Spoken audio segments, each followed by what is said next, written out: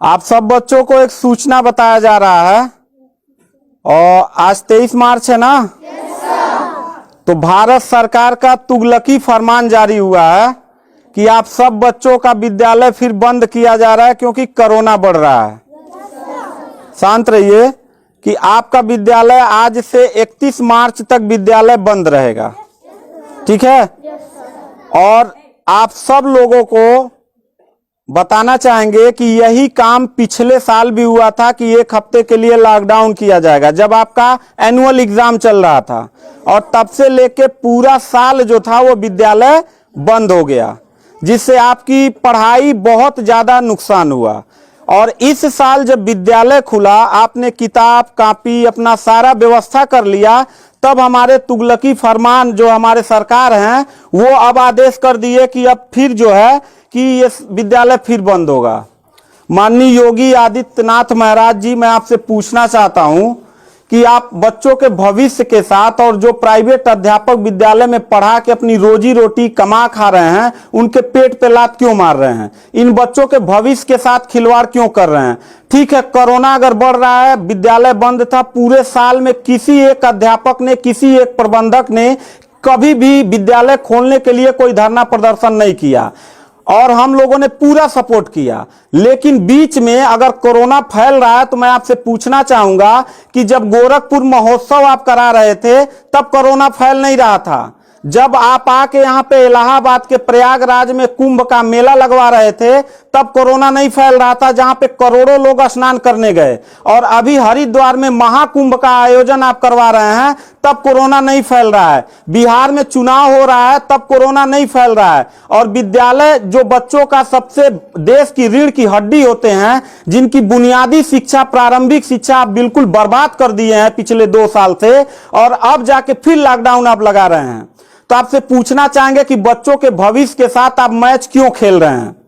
ये जितने भी बच्चे हैं, अगर 1 मार्च आप 1 अप्रैल बोले हैं, 1 अप्रैल तक अगर विद्यालय नहीं खुला तो इन सारे बच्चों को लेके मैं रोड पे बैठ जाऊंगा। ये मैं आपको खुला चैलेंज कर रहा हूं, क्योंकि बात सिर्फ मेरे तक का नहीं है, इन सारे बच्चों का भविष्य है। और इन सारे बच्चों का भविष्य आप लोग अंधकार में डाल रहे हैं। आप लोग खुद नहीं चाहते हैं कि देश का बच्चा पढ़े, पढ़ के कुछ लायक बने। आप लोग अपना, जब रैली निकालना रहेगा, चुनाव रहेगा, तो कोरोना आपके पास नहीं रहता है। और जब आपको लगेगा कि आपके विपक्ष में लोग खड़े हो रहे हैं तो आप कोरोना का ड्रामा करा के विद्यालय को सबसे पहले आप बर्बाद कर रहे हैं। आप बताइए, विद्यालय में, आप गोरखपुर जिले में 193 लोगों ने अपने विद्यालय की मान्यता निरस्त करा लिया। जानते हैं क्यों? महंत योगी आदित्यनाथ जी, क्योंकि वो लीज पे चलाते थे और उनका भाड़ा हुआ करता था 40,000 45,000 रुपया मंथली हुआ करता था। वो भाड़ा न चुकाने के वजह से, चूंकि मालिक को भाड़ा चाहिए, उन लोगों ने अपनी मान्यता निरस्त करा दिया। और सरकारी जो स्कूल है उनकी हालत तो पहले से मतलब खस्ता हो चुकी है। तो ऐसे कंडीशन में गार्जियन करे तो क्या करे, और हम अध्यापक करे तो क्या करें? ये जितने भी 16-17 स्टाफ हैं, इन सब लोगों की रोजी रोटी चलती है इन बच्चों के और इस विद्यालय के संस्था से। आप लोग हमारे पेट पे प्रहार कर रहे हैं, हम लोगों के व्यवसाय से प्रहार कर रहे हैं। अगर आपको लग रहा है कोरोना है, ठीक है, विद्यालय बंद कर दीजिए, तो आप ये भी अपनी नियत को साफ करिए कि कुंभ का जो मेला, महाकुंभ का लगवाने वाले हैं, उसको भी कैंसिल कर दीजिए। और जो गोरखपुर महोत्सव और गोरखनाथ का मेला लगवा के आप ड्रामा करवा रहे हैं, वो भी बंद करवाइए। यानी आप खुद नियम का पहले फॉलो करिए, हम लोग नियम को फॉलो करने के लिए तैयार हैं। अगर लास्ट में जाते जाते यही कहेंगे, इन बच्चों को, चेहरों को देखिए, इनके माता पिता ने सारे बच्चों का, किनका मोबाइल बज रहा है, साइलेंट कर लीजिएगा सर। इन सब बच्चों के माता पिता ने, बच्चों कितने लोगों ने आप किताब कॉपी अपना सारा कंप्लीट कर लिए हो? पता है, एक एक बच्चों की किताब कॉपी 2-2 हजार रुपए की आती है। आप फिर लॉकडाउन लगा दिए, इनकी पूरी पढ़ाई बर्बाद हो गई।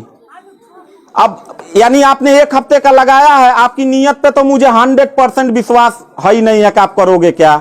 आप पूरे साल पढ़ाई बर्बाद करोगे। हाथ नीचे करिए। अब ये बच्चे करेंगे क्या? किताब लेकिन इनके गार्जियन करेंगे क्या? हम लोगों ने पूरा कोऑपरेट किया सरकार को। जितना दिन लॉकडाउन लगा था उतना दिन का मैंने पूरे सभी विद्यालय के लोगों ने शुल्क माफ कर दिया, क्योंकि गार्जियन के ऊपर कोई लोड न पड़े।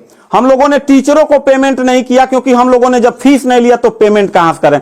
हम लोगों ने पूरा सरकार का साथ दिया, जितना हो सकता था सब लोगों ने साथ दिया।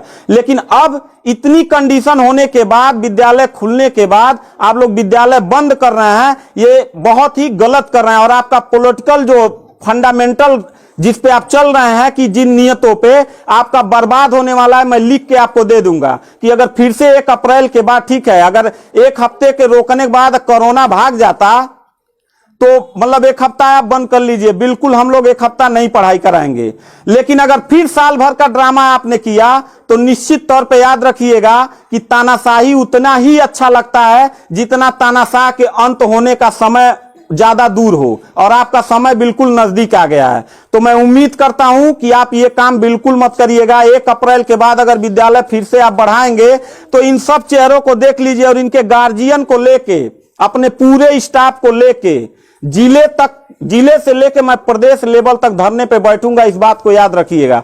क्योंकि सवाल यहां सिर्फ मेरे रोजगार का नहीं है, मेरे जितने सहपाठी और जितने मेरे कर्मचारी लोग हैं और इन बच्चों के पढ़ाई का भविष्य का सवाल है। तो मैं इन बच्चों को लेकर धरने पे बैठ जाऊंगा, और जरूरत पड़ा तो असंवैधानिक भी हो जाऊंगा। इसी के साथ मैं सरकार से रिक्वेस्ट करूंगा कि अगर 1 हफ्ता में बंद करने से कोरोना भाग जाता है तो हम सब लोग आपके साथ हैं, अगर नहीं भागता है तो 1 अप्रैल से छोड़ दीजिए।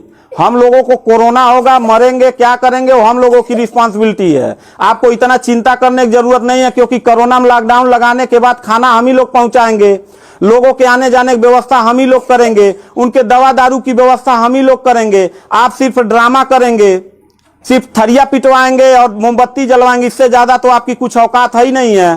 तो मैं उम्मीद करता हूं कि 1 अप्रैल के बाद आप विद्यालय खोल दीजिएगा। इन बच्चों के भविष्य के साथ आप लोग खिलवाड़ मत करिएगा।